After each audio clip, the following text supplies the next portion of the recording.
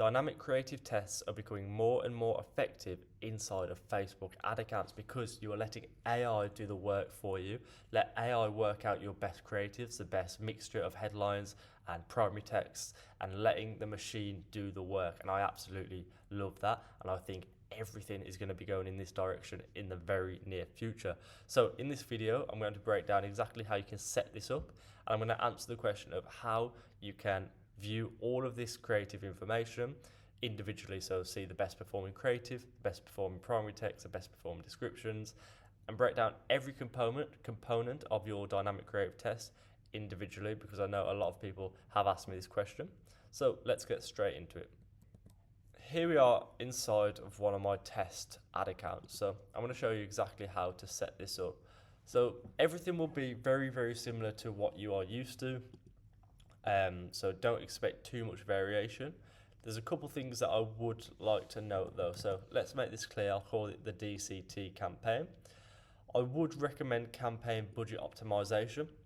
And let me just explain why. Because let's say you've got multiple ad sets in here. With campaign budget optimization, you are pretty much bypassing the ad set in terms of spend. So then you get down to ad level, and this is where your dynamic creative test is, and this is where all your different creatives are. So in essence, if you have multiple ad sets, each creative is fighting for spend individually. So this is a beautiful way to do things because every ad is basically getting spend on merit. So there's the argument there that this isn't a fair test, etc., etc. However, you are judging each creative test based on how well it gets spent, and that is a crucial thing. That's a crucial difference. One of your key metrics will be spend. So it's very important to understand that it might not be a fair test in terms of everything's getting the exact same budget in terms of your creative concepts, your creative briefs, but it's a really good way to do things because you're bypassing the ad set level spend and everything is gaining spend based on merit. So let's go down to ad set level, and this is where the difference will be. So I'm not gonna set everything up properly, but here we are, dynamic creative test, and you just want to toggle that on and then go down to ad level.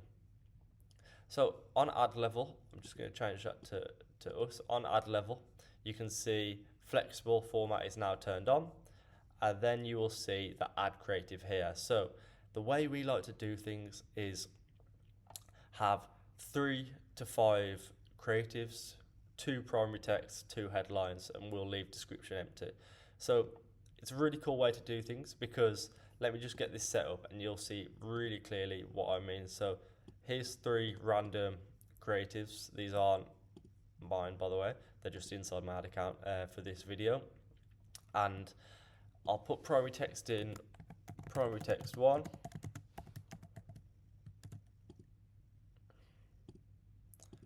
Primary text 2. Headline 1. Headline 2. So you can see we've got 2 primary text, 2 headlines, and 3 creatives. So it's really important that each of these are cohesive, so they all work together. So the way I like to do things is group each creative test by concept. So let's say you've got one creative brief, or you're using one creator, or it's one angle, just because then the primary texts and the headlines can all match up with the creatives, because you don't decide what primary text is going to go with each of these. It's completely random based on how well Facebook thinks it will perform, and it will choose the best ones. And it really is important that these are cohesive, or else you would not be getting the results you want to see. And you can see here, so you've got one creative, 2 primary texts, 2 headlines. So that is one creative with 1, 2, 3, 4 options.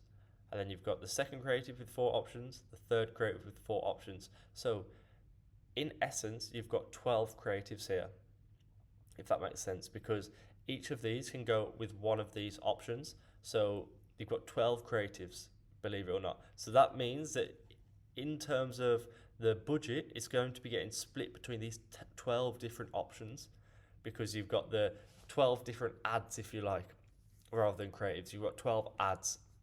So you can have primary text 1, And you can go ahead and you can check the advanced preview to see exactly what I mean. And you'll see that each of these can go with any of these options. So it's really cool. And it's a good way to test your winning text, your winning headlines, and the way I actually do things. So once we start to see winners inside of here, and I'll show you how you break that down just in a second, you'll actually create a winners ad set in this campaign. So rather than creating a winning campaign, create a winners ad set and then just put the winners in there and then let them gain spend through the campaign budget optimization.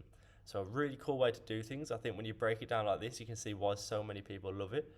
And now I'm going to go into a live example to show you how you can actually see the results from each of these creative tests. So here we are inside of a live example. If you come across to your ad set level, so select your campaign, come across to ad set level, and this breakdown bar here is where you'll find all the information. So if you scroll down to the bottom, by dynamic creative element, you'll see all the options here. So image, video and slideshow, text, headline, description.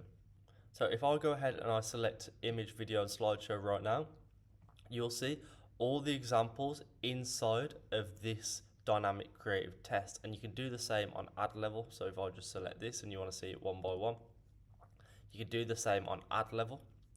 So it's a really cool way to do things because now you can see the results of each individual creative rather than the whole dynamic creative test. And you can do the same thing with all the elements. So the headline, and then you can also do the same with anything else you chose to test. So the text, the primary text, the description. I don't recommend doing this the description, but you can see that if you did want to. But the main thing you're going to be looking at is the creative tests. And you can see when you do this, you'll be able to see what is getting the most spend, what's got the most results, what's got the best cost per results, ROAS, everything like that. So you can go ahead and optimize. And it's a really cool way to do things because you'll see the slightest change in your creatives, the slightest change in your headlines will get different results. So that really is everything. There's not too much to go off really. There's not too much it's not too complicated. So I hope that you found that valuable. And if you've got any questions, just reach out to me. I think in terms of the way I like to do things is CBO is kind of twisting my arm at the minute a little bit, and I am getting pulled towards that method of doing things. I've always been ABO because I think it's a fair test and you can put your creatives in, judge them, and it is a fair test because all your concepts are getting a fair go at getting spend. Sometimes with CBO you'll see a lot of ads don't get spend, but then is that for good reason?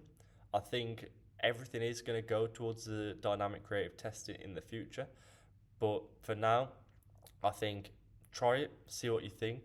I think you'll probably get results with it. I personally really like it, so try it out, let me know what you think, and if you've got any questions please reach out to me, and thank you for watching.